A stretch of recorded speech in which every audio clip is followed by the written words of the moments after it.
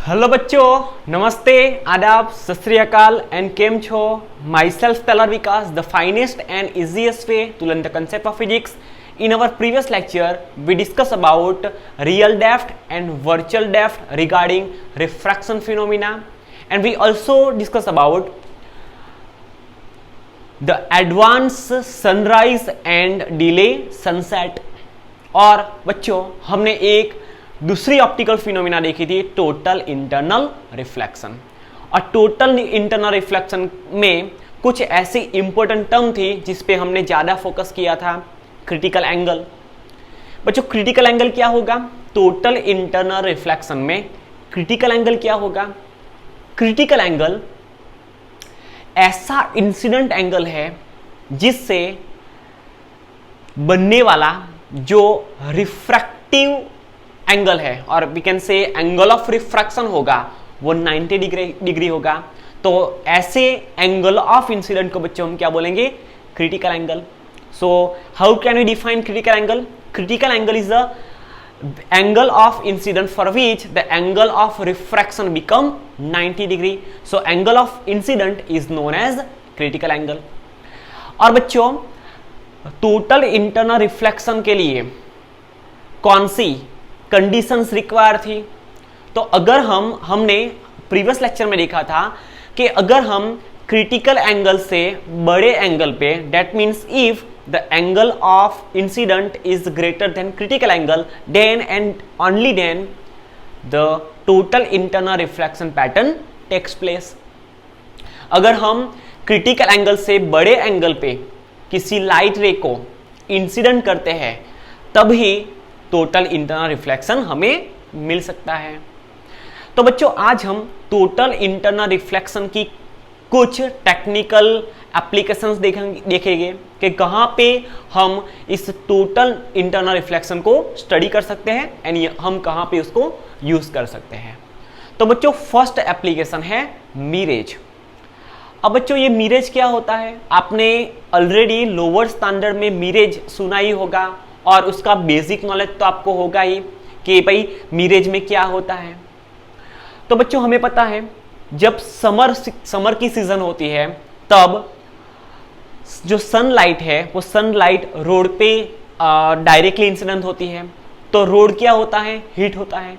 अब road heat होगा तो रोड के सराउंडिंग, रोड के कांटेक्ट में जो कोई एयर होगी वो भी क्या होगी? वो भी हीट होगी।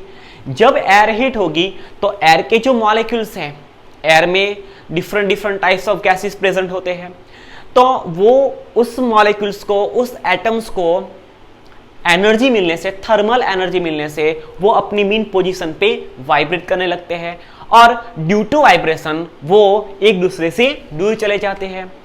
अगर मीडियम में जो पार्टिकल्स और वी कैन से जो मॉलिक्यूल्स और एटम्स है वो अगर दूर चले गए तो वहां पे रेयर मीडियम प्रोड्यूस होगा, वहां पे जो एयर है वो थीन हो जाएगी।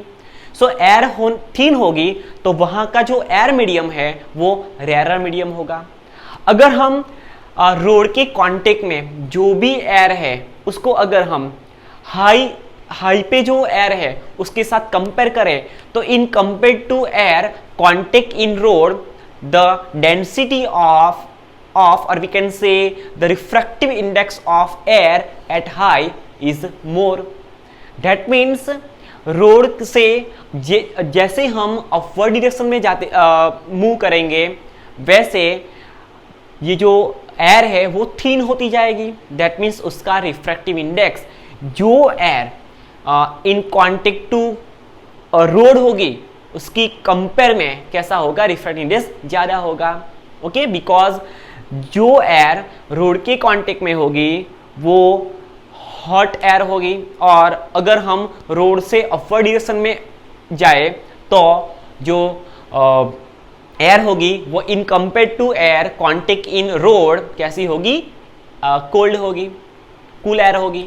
तो होगा क्या? उसका रिफ्रैक्टिव इंडेक्स लोअर पे जो एयर है उसकी कंपेयर में क्या होगा? ज़्यादा होगा।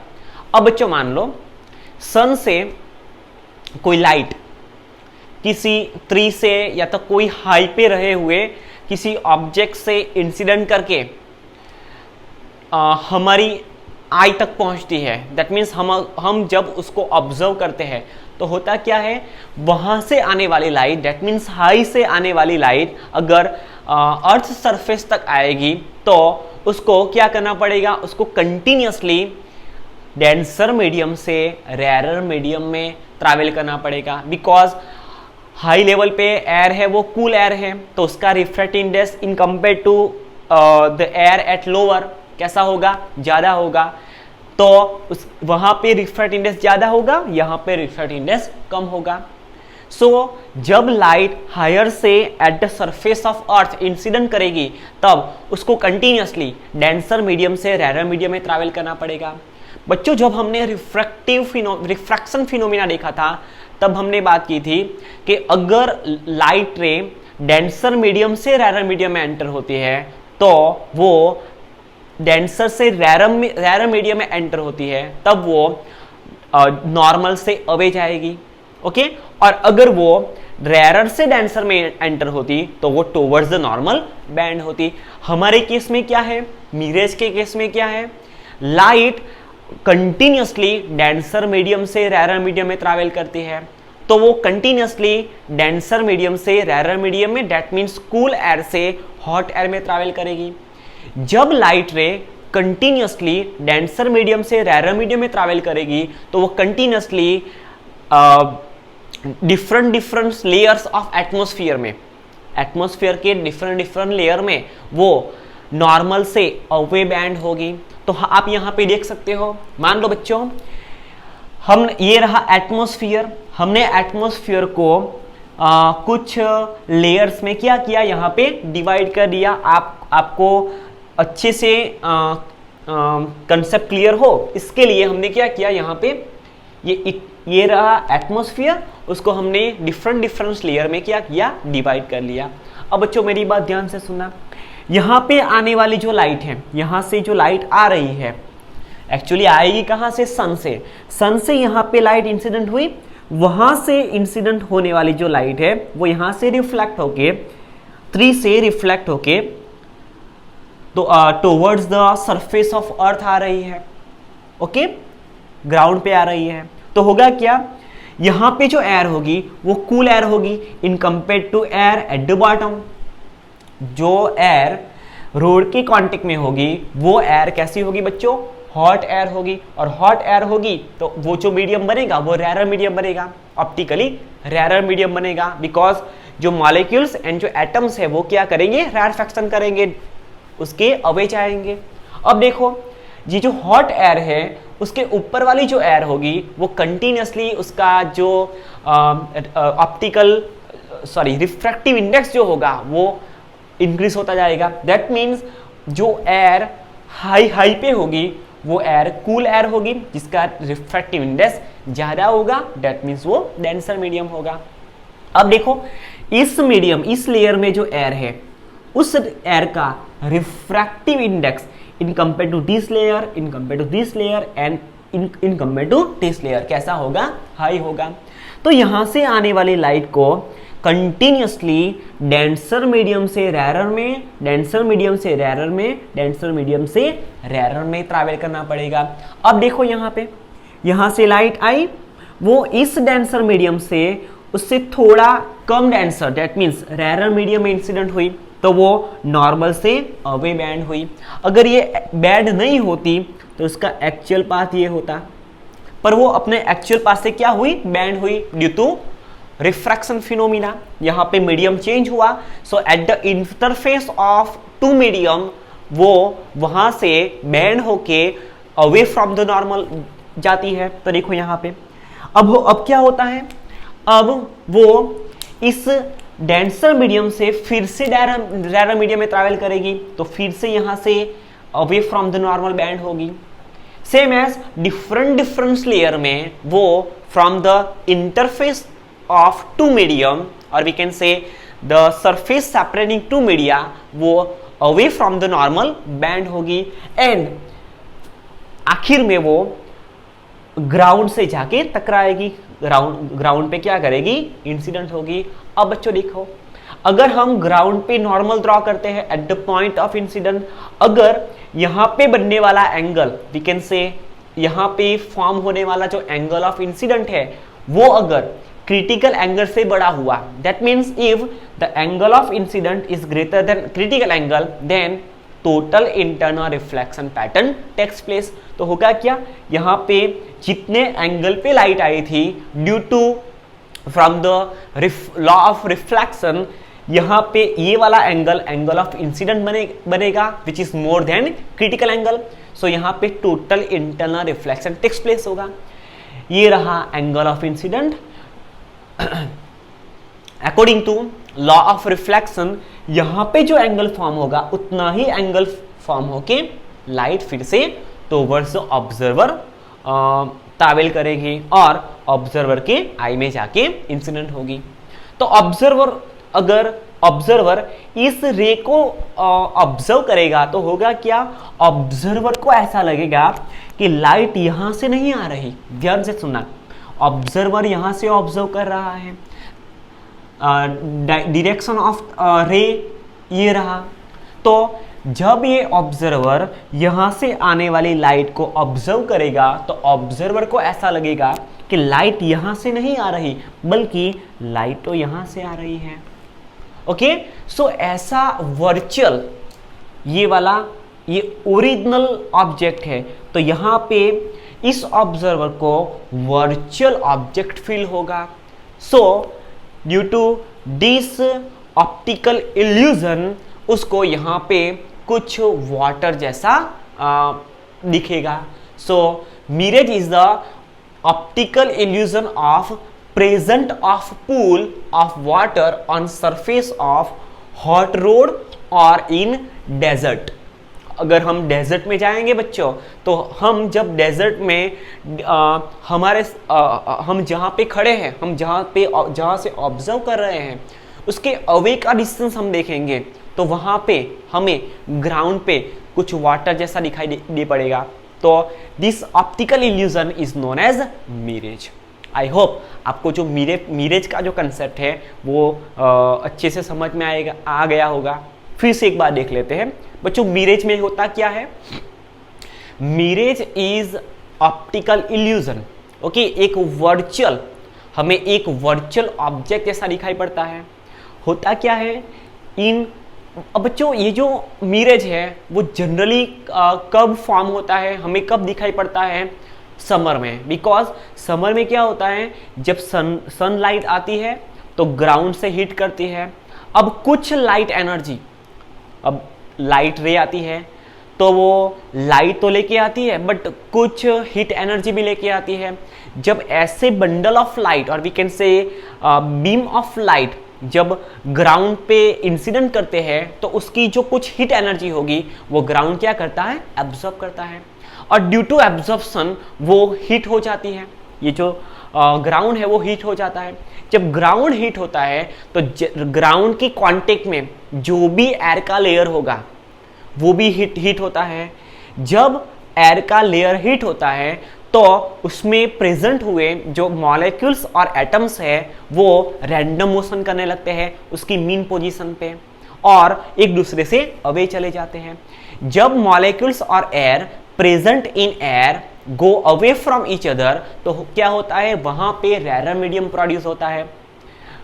और अगर हम उस मीडियम को, जो एयर का जो मीडियम रोड के कांटेक्ट में है, उस मीडियम को बच्चों अगर हम हाई पे रहे एयर के मीडियम से कंपेयर करेंगे तो उसकी कंपेयर में यहाँ पे बॉटम पे in the contact of road जो भी एयर का मीडियम होगा, जो एयर का लेयर होगा वो रेयर मीडियम होगा, कम रिफ्रैक्टिव इंडेक्स वाला होगा।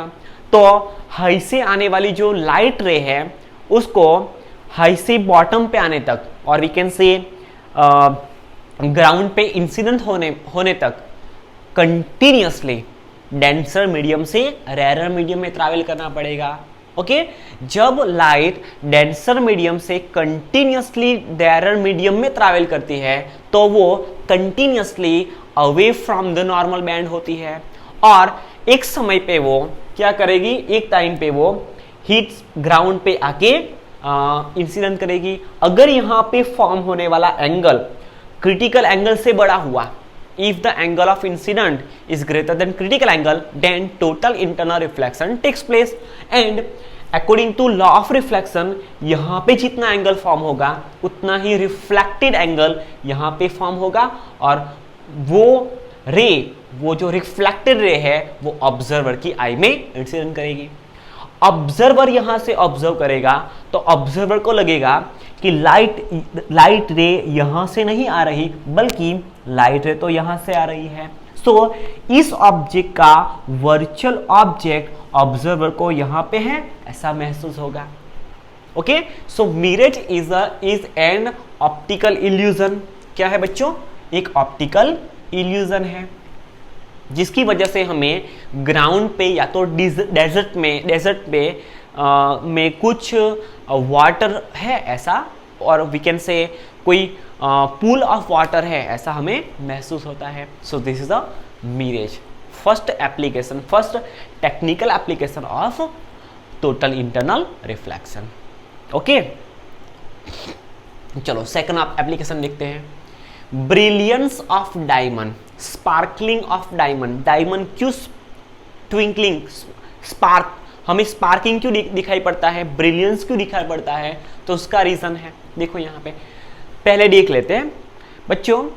ये जो डायमंड है वो one kind of optical instrument है, ओके, जिसपे लाइट, वो ऑप्टिकल इंस्ट्रूमेंट जैसा ही बिहेव करता है जब उस पे लाइट इनसे। ओके, दूसरी बात, ये जो डायमंड है उसका रिफ्रैक्टिव इंडेक्स बच्चों होता है 2.42, नियर अबाउट 2.42 होता है। सबसे ज़्यादा डेंसर मीडियम जो कोई होगा तो वो डायमंड है। डायमंड से ज़्यादा ऑप्टिकली डेंसर मीडियम कोई नहीं है। तो सबसे ज़्यादा ऑप्टिकल डेंसर मीडियम कौन होगा बच्चों? डायमंड होगा। डायमंड का रिफ्रैक्टिव इंडेक्स है नियर अबाउट 2.42, और डायमंड का क्रिटिकल एंगल है बच्चों नियर अबाउट 24.4 डिग्री। अगर हम डायमंड की कोई भी एक फेस पे अगर हम लाइट को मोर देन 24.4 डिग्री एंगल पे इंसिडेंट करते हैं, दैट मीन्स अगर हम डायमंड पे उसके क्रिटिकल एंगल से मोर एंगल पे लाइट को इंसिडेंट करते हैं तो total internal reflection takes place होता है। एंड अगर टोटल इंटरनल रिफ्लेक्शन फॉर्म होगा तो जो लाइट डायमंड में एंटर होती है उसकी सभी जो साइड्स है उसको ऐसे कट किया जाता है कि उस पे इंसिडेंट होने वाली सभी light more then 24.4 degree angle पे इंसिडेंट हो। दैट मीन्स डायमंड के इनर स्ट्रक्चर में, डायमंड इनसाइड द डायमंड सभी फेसिस पे जो लाइट इंसिडेंट होगी वो मोर देन क्रिटिकल एंगल होगी। अगर मोर than critical angle light incident होती है तो वो वहां पे टोटल इंटरनल रिफ्लेक्शन करेगी। सो जो लाइट एक बार डायमंड में एंटर करती है वो multiple times total internal reflection महसूस होके कहां पे आएगी?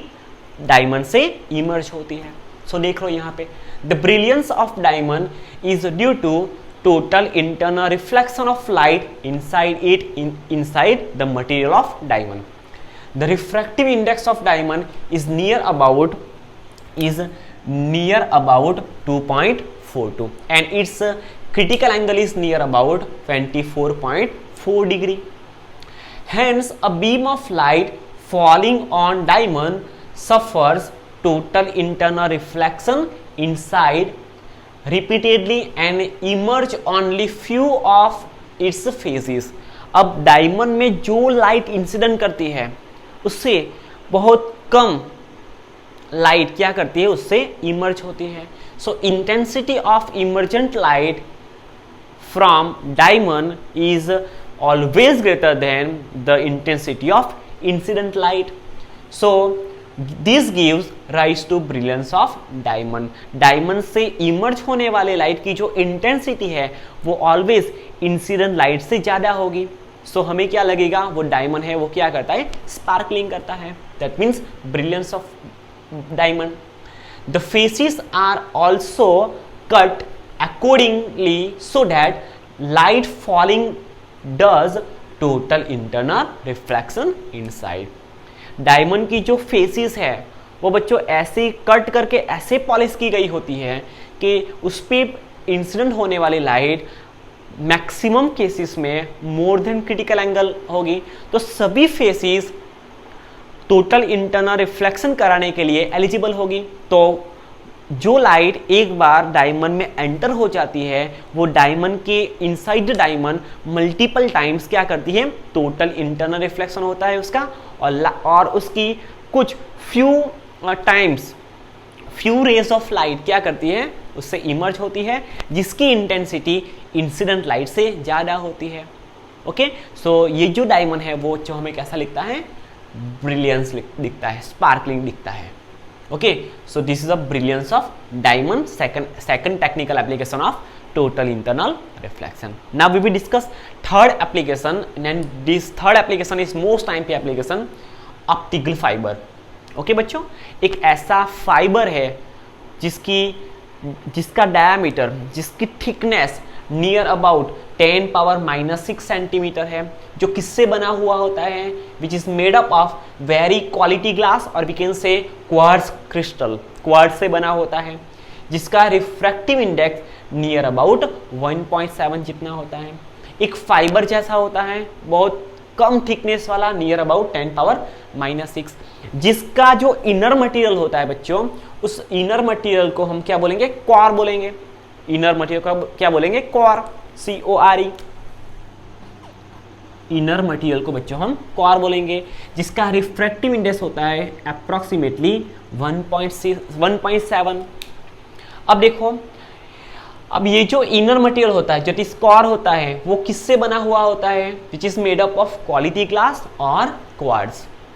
अब बच्चों देखो, ये जो inner that is core material होता है, उसके सराउंडिंग एक लेयर होता है, जिसको बच्चों हम क्या बोलेंगे, क्लैडिंग बोलेंगे।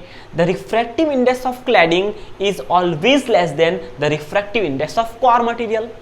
Core material, as a core material हमने जो क्रिस्टल या तो क्वालिटी ग्लास यूज किया है, उसके रिफ्रैक्टिव इंडेक्स से क्लैडिंग का रिफ्रैक्टिव इंडेक्स ऑलवेज कम होना चाहिए। Thickness of optical fibre is near about 10⁻⁻6 centimetre. Just imagine बच्चों, जस्ट इमेजिन 10⁻⁻6 सेंटीमीटर उसकी थिकनेस होगी। सो ह्यूमन हेयर होता है ना बच्चों, 2 ह्यूमन हेयर को अगर हम मिला दें तो उसकी जो थिकनेस होगी बच्चों, नियर अबाउट ऑप्टिकल फाइबर की थिकनेस कितनी होगी, 10⁻⁻6 सेंटीमीटर। इतना थीन फाइबर होता है। A beam of light incident on one end of an optical fiber at appropriate angle refract into the fiber and undergoes repeatedly total internal reflection। अब बच्चों ध्यान से सुनना, ये फाइबर का एक फेस है, यहाँ पे सेकंड फेस है, ये फर्स्ट एंड है, यहाँ पे सेकंड एंड है। अगर हम फर्स्ट एंड पे लाइट को कुछ एंगल पे इंसिडेंट करते हैं, रे ऑफ लाइट को कुछ एंगल पे इंसिडेंट करते हैं, यहाँ पे अगर हम नॉर्मल ड्रॉ करेंगे तो यहाँ पे नॉर्मल और एंड इंसिडेंट रे के बीच में जो एंगल फॉर्म होगा उसको हम एंगल ऑफ इंसिडेंट बोलेंगे। अब बच्चों होगा क्या, ये वाला जो रे है वो हमने एयर मीडियम से ऑप्टिकल फाइबर के कोर मटेरियल में इंसिडेंट किया, तो in compare to refractive index of air, the refractive index of core material of optical fibre is greater. So we can write η1 is less than η2। जो air medium है उसके refractive index को अगर हम η1 consider करें, तो इनर सरफेस ऑप्टिकल फाइबर का जो कोर मटेरियल है उसके रिफ्रैक्टिव इंडेक्स को बच्चों हम η2 बोलेंगे। सो यहाँ से आने वाली लाइट रेयर मीडियम से डेंसर मीडियम में एंटर हुई, तो वो अपने एक्चुअल पास से कुछ बैंड हुई और आगे बढ़ी। अब होगा क्या, यहाँ पे ये क्लैडिंग है, तो होगा क्या, यहाँ से light inner surface of optical fibre light क्या करेगी, इंसिडेंट करेगी। अगर हम इस पॉइंट ऑफ इंसिडेंट पे नॉर्मल ड्रॉ करें तो यहाँ पे एंगल ऑफ इंसिडेंट फॉर्म होगा इनर सरफेस पे। अगर बच्चों ये angle of incident critical angle से बड़ा हुआ, if the angle of incident is greater और equal to critical angle, then the total internal reflection inside optical fiber takes place। यहां पे अगर हमने क्रिटिकल एंगल से बड़े एंगल पे लाइट को इंसिडेंट कर लिया तो यहां से टोटल इंटरनल रिफ्लेक्शन होगा और इनर सरफेस में multiple times total internal reflection होते जाएंगे और हमने यहां से जो कुछ message in the form of light, हमने यहां पे जो कुछ मैसेज सेंड किया होगा वो ही message without any disturbance, without any losses of information वो सेकंड एंड पे रिसीव हो जाएगा। So this is all about optical fibre. Okay, चलो अब बच्चों ऑप्टिकल फाइबर की कुछ एप्लीकेशंस हैं कि ऑप्टिकल फाइबर को हम कहाँ पे यूज कर सकते हैं। अगर बच्चों मेडिकल साइंस में बहुत यूज होता है बच्चों, आपने एंडोस्कोपी सुना होगा। ओके, सो एंडोस्कोपी में ऑप्टिकल फाइबर का यूज होता है। हमारे बॉडी के जो इंटरनल मैकेनिज्म है, इंटरनल पार्ट्स है, इंटरनल ऑर्गन्स है, जिसको हम विदाउट कटिंग आवर बॉडी, हमारी बॉडी को कट करे सिवा नहीं देख सकते, तो होगा क्या, अगर हमें इंटरनल पार्ट्स, इंटरनल ऑर्गन्स को ऑब्जर्व करना है तो हमारे बॉडी में क्या एंटर किया जाता है, ऑप्टिकल फाइबर एंटर किया जाता है। उस ऑप्टिकल फाइबर में कैमरा लगा होता है जिससे हमारे इंटरनल ऑर्गन्स को हम मॉनिटर पे देख सकते हैं। सो ऐसे मेडिकल ब्रांच में, मेडिकल साइंस में ऑप्टिकल फाइबर का यूज होता है। दूसरा ऑप्टिकल फाइबर का यूज है किसी सीक्रेट एजेंसी अगर एक प्लेस से दूसरे प्लेस पे कुछ इंपॉर्टेंट इंफॉर्मेशंस सेंड करना चाहती है तो with the help of optical fibre send करेगी, बिकॉज ऑप्टिकल फाइबर में हम एक एंड से अनोदर एंड पे जो भी मैसेज सेंड करेंगे वो विदाउट एनी लॉस, उस मैसेज में कोई भी लॉस नहीं होगा और हम यहाँ से जो भी इंफॉर्मेशन सेंड करेंगे वो सभी इंफॉर्मेशन अनोदर एंड पे रिसीव हो जाती है। सो this is a benefit of optical fibre. अब बच्चों कुछ बेनिफिट्स हैं तो कुछ ड्रॉबैक भी है उसके। एक्चुअली ड्रॉबैक नहीं कह सकते हम, बट ये जो ऑप्टिकल फाइबर है बच्चों वो कॉस्टली है, जिसको हम अफोर्ड नहीं कर सकते। ओके, सो ये रहा ऑप्टिकल फाइबर। अब बच्चों हम फोर्थ एप्लीकेशन देखेंगे प्रिज्म के लिए कि भाई प्रिज्म में जो फोर्थ टेक्निकल एप्लीकेशन है जिसको हम प्रिज्म के थ्रू डिस्कस करेंगे।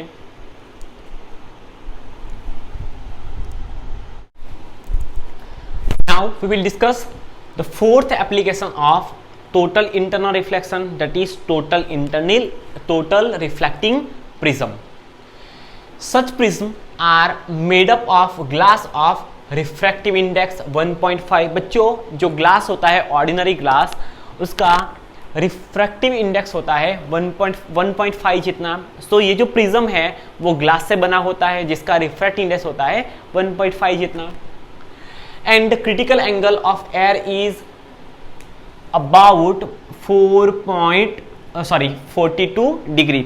जब लाइट, ध्यान से सुनना, जब light, critical angle means what, angle of incident for which the angle of refraction become 90 degree, and if we incident the ray of light more than critical angle, then total internal reflection takes place. So for the total internal reflection, the angle of incident should be always greater than angle of critical. So यहाँ पे देखो critical angle की value होगी 42 degree. सो prism पे अगर हम 42 degree से बड़े एंगल पे, if the angle of incidence is greater than 42 degree, then the total internal reflection takes place. Can be used to deviate a ray of light by 90 degree और 180 degree using total internal reflection। बच्चों ये fourth application है जिसमें हमने prism use किया है। वो application हमें ऐसा कहती है, अगर हम किसी प्रिज्म पे लाइट को इंसिडेंट करते हैं और उस लाइट रे का पाथ अगर हमें 90 डिग्री जितना रोटेट करना है तो हम with the help of prism rotate कर सकते हैं। अगर हमें उस रे ऑफ लाइट का पाथ 180 डिग्री जितना रोटेट करना है तब भी हम with the help of prism rotate कर सकते हैं। And third application for lateral inversion of image, अगर हमें किसी इमेज को हमें जिस इमेज को प्रिज्म के सामने रखा है उस प्रिज्म की को अगर हमें इन्वर्ट करना है तो हम with the help of prism उसे इन्वर्ट कर सकते हैं without changing the dimension of object. And fourth application inversion of image without changing the size. हमने 3 जितने प्रिज्म लिए, यहाँ पे एक प्रिज्म है, यहाँ पे एक प्रिज्म है और उसके दोनों के बीच में एक दूसरे प्रिज्म को हमने इन्वर्टेड रखा है, उल्टा रखा है। सो यहाँ पे कॉम्बिनेशंस ऑफ प्रिज्म है। So with the help of combination of prism we can invert the image without changing its dimension.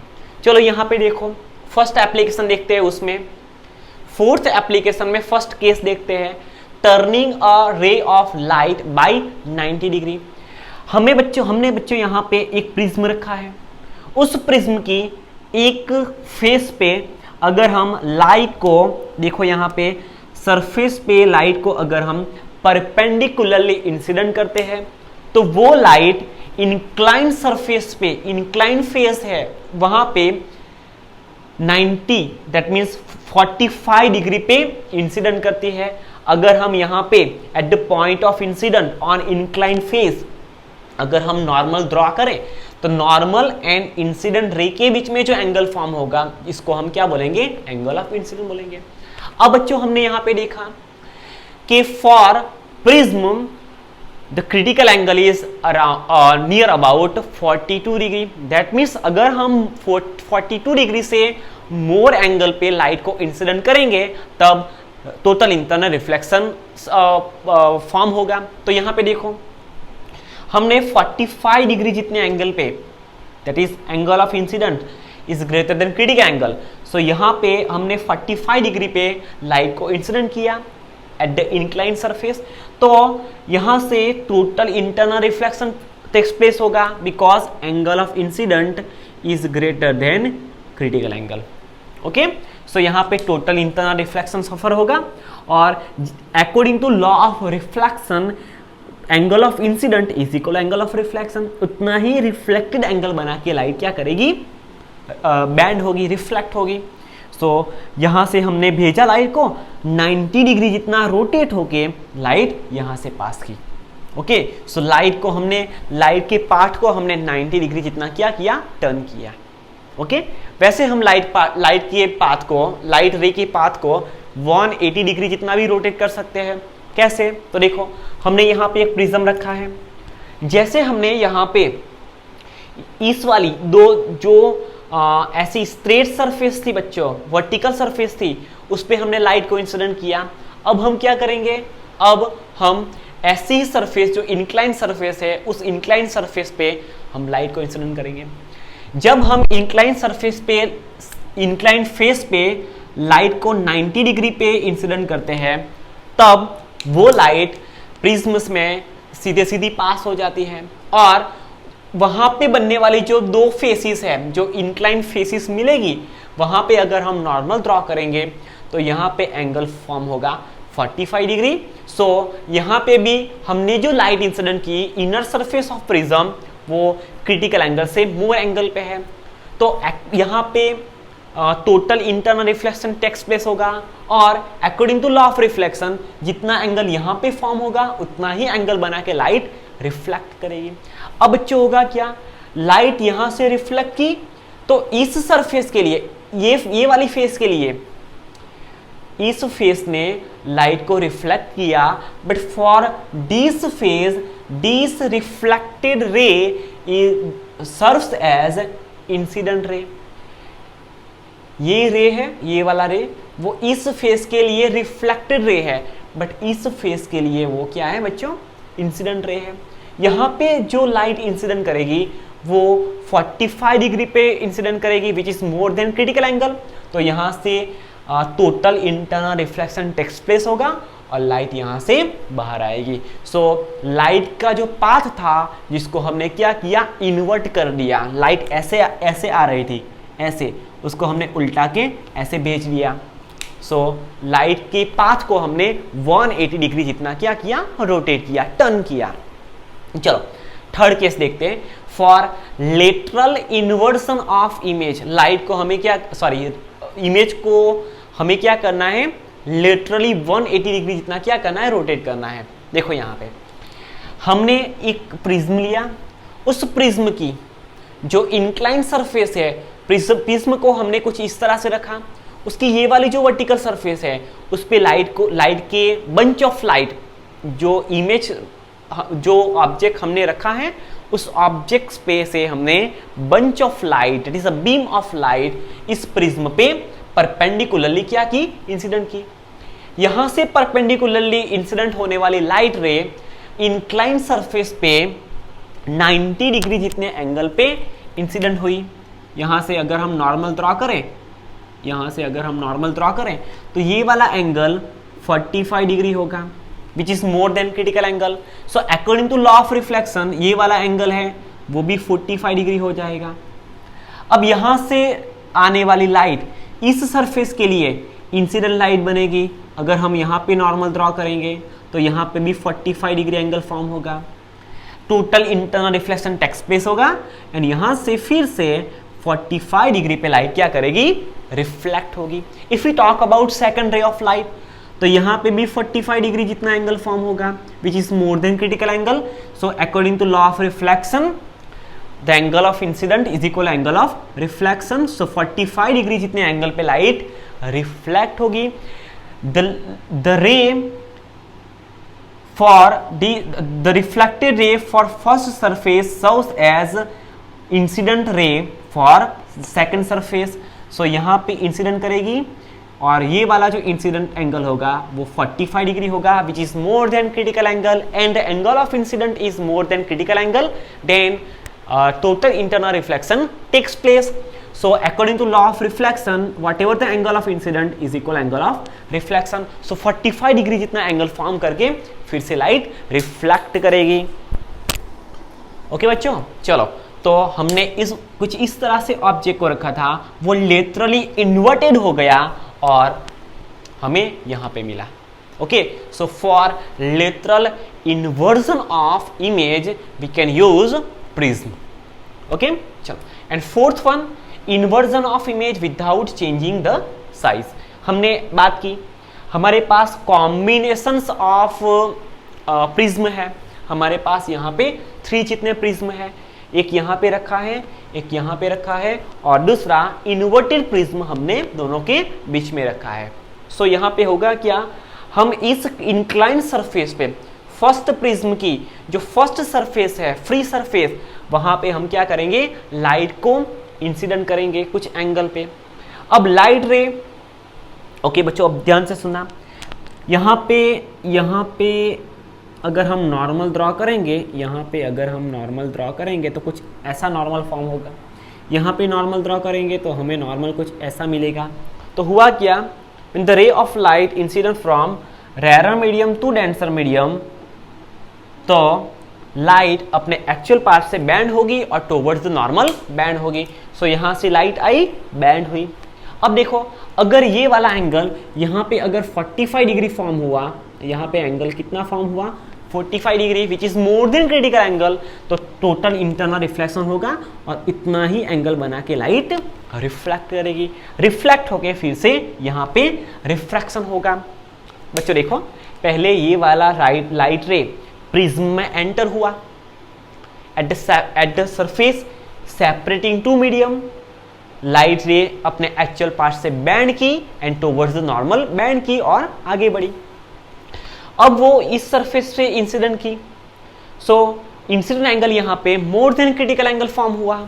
सो यहाँ पे total internal reflection takes place हुआ एंड लाइट यहाँ पे according to law of reflection जितने angle पे light ray incident हुई थी उतना ही एंगल बना के लाइट क्या हुई, रिफ्लेक्ट हुई। एंड यहाँ पे सेकंड फेज पे इंसिडेंट हुई और डेंसर मीडियम से रेयर मीडियम में आई, इसलिए away from the normal band हो गई। ओके चलो, सेम फॉर सेकंड रे, दोनों रे आई पर पैरेलल, रिफ्रैक्ट की फिर से रिफ्रैक्ट की। सो यहाँ पे दो जितने ऑप्टिकल फिनोमिना हमें दिखाई दे पड़ेंगे।